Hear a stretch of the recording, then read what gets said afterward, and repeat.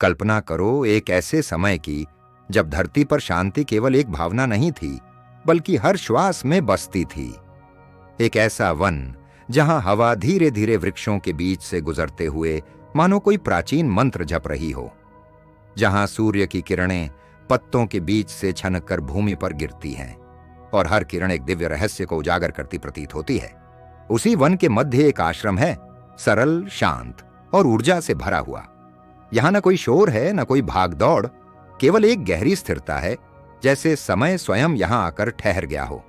इस आश्रम में एक महान अरश्य निवास करते हैं, अरश्य उद्दालक। उनका चेहरा शांत है, आंखें गहरी हैं और उनकी उपस्थिति ही ऐसी है मानो वे संसार के हर सत्य को भीतर धारण किए हुए हों। उनके सामने खड़ा है उनका पुत्र श्वेत केतु, एक तेजस्वी युवक जिसकी आंखों में ज्ञान का गर्व झलकता है। वर्षों तक गुरुकुल में अध्ययन करने के बाद वह आज अपने पिता के पास लौटा है। उसने वेदों का अध्ययन किया है, शास्त्रों को समझा है, तर्क और व्याकरण में पारंगत हो चुका है। उसे लगता है कि अब वह बहुत कुछ जान चुका है, लेकिन ज्ञान और अनुभूति के बीच जो सूक्ष्म अंतर है वह अभी भी उससे दूर है। उद्दालक अपने पुत्र को ध्यान से देखते हैं। वे उसके शब्दों को नहीं, उसके भीतर की स्थिति को देख रहे हैं। उन्हें स्पष्ट दिखाई देता है कि श्वेतकेतु ने बहुत कुछ सीखा है, लेकिन वह अभी उस सत्य तक नहीं पहुंचा है जो हर ज्ञान का मूल है। वे शांत स्वर में उससे पूछते हैं, हे पुत्र, तुमने इतना कुछ सीखा है, लेकिन क्या तुमने वह जाना है जिसे जान लेने पर सब कुछ जान लिया जाता है? यह प्रश्न जैसे समय को रोक देता है। श्वेतकेतु के चेहरे पर एक हल्की उलझन उभरती है। उसने अनेक प्रश्नों के उत्तर सीखे हैं, लेकिन यह प्रश्न उसके लिए नया है। वह सोचता है, क्या ऐसा भी कोई ज्ञान है जिसे जान लेने के बाद बाकी सब जानना आवश्यक नहीं रहता? उद्दालक धीरे धीरे उसे समझाना शुरू करते हैं। वे कहते हैं, यदि तुम एक मिट्टी के ढेले को समझ लो तो उससे बनी हर वस्तु को समझ सकते हो। घड़ा, मटका, मूर्ति, ये सब अलग अलग दिखाई देते हैं। इनके नाम अलग हैं, इनके रूप अलग हैं, लेकिन क्या इनका सार अलग है?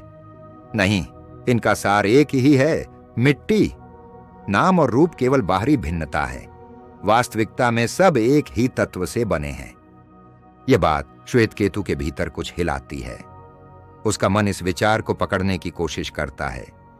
अब तक उसने चीजों को अलग अलग देखा था, हर वस्तु को उसके नाम और रूप से पहचाना था, लेकिन पहली बार उसे यह समझ में आ रहा है कि इन सब के पीछे एक ही आधार हो सकता है। उद्दालक आगे कहते हैं, यह पूरा संसार भी ऐसा ही है।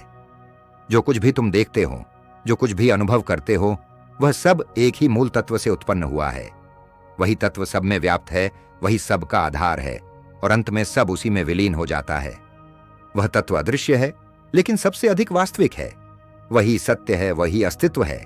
और फिर वे धीरे धीरे गहराई से कहते हैं, तत्वमसि, हे श्वेतकेतु, तुम वही हो। यह वाक्य केवल शब्द नहीं है, यह एक उद्घोष है, एक झटका है, एक आह्वान है।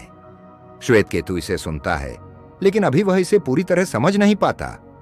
उसके भीतर प्रश्न उठते हैं, मैं कैसे वह हो सकता हूं जो पूरे संसार का आधार है? उद्दालक मुस्कुराते हैं, क्योंकि वे जानते हैं कि यह समझ केवल शब्दों से नहीं आएगी, इससे अनुभव से गुजरना होगा।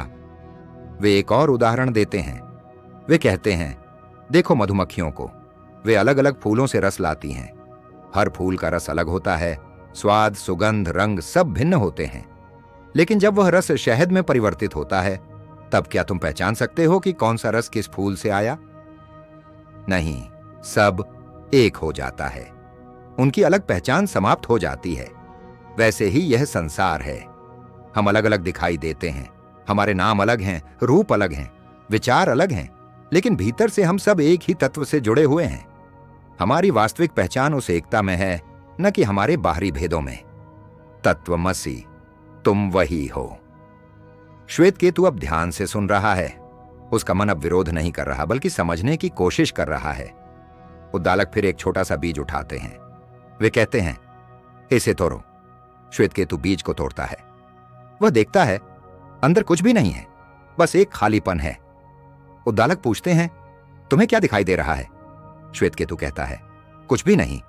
उद्दालक कहते हैं, इसी कुछ नहीं से एक विशाल वृक्ष उत्पन्न होता है। वह शक्ति, वह जीवन जो इस बीज में छिपा है, वह आंखों से दिखाई नहीं देता, लेकिन वही सबसे महत्वपूर्ण है। जो अदृश्य है वही सबसे अधिक वास्तविक है, और वही तुम्हारे भीतर भी है। वही तुम्हारा सत्य है, तत्वमसि। अब श्वेत केतु की आंखों में एक नई चमक है। वह केवल सुन नहीं रहा, वह महसूस कर रहा है। उद्दालक अंतिम उदाहरण देते हैं। वे पानी में नमक घोलते हैं और अगले दिन उसे छकने के लिए कहते हैं। जब श्वेत केतु पानी को देखता है तो उसे नमक दिखाई नहीं देता, लेकिन जब वह उसे छकता है तो हर बूंद में नमक का स्वाद है। उद्दालक कहते हैं, नमक दिखाई नहीं देता, लेकिन वह हर जगह उपस्थित है। वैसे ही वह सत्य है। वह तुम्हें दिखाई नहीं देता, लेकिन वह तुम्हारे भीतर है, तुम्हारे चारों ओर है, हर कण में है। तत्वमसि, तुम वही हो। अब श्वेत केतु के भीतर कुछ बदल चुका है। उसका अहंकार धीरे धीरे विलीन हो गया है। जो ज्ञान उसे गर्व देता था, अब वह शांत हो गया है। उसकी आंखों में अब जिज्ञासा नहीं, बल्कि एक गहरी शांति है। उसे यह समझ में आने लगा है कि वह केवल एक शरीर नहीं है, केवल एक नाम नहीं है, केवल विचारों का एक समूह नहीं है। वह उस अनंत चेतना का हिस्सा है जो हर जगह है। उद्दालक उसे देखते हैं और धीरे से कहते हैं, तुम वह नहीं हो जो तुम समझते हो, तुम उससे कहीं अधिक हो।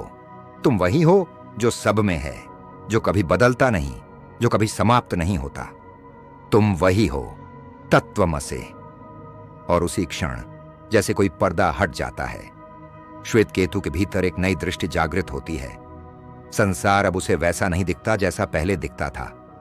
अब वह हर चीज में एक ही तत्व को देखने लगता है। हर व्यक्ति में, हर वस्तु में, हर अनुभव में उसे वही एकता दिखाई देती है। अब प्रश्न समाप्त हो गए हैं।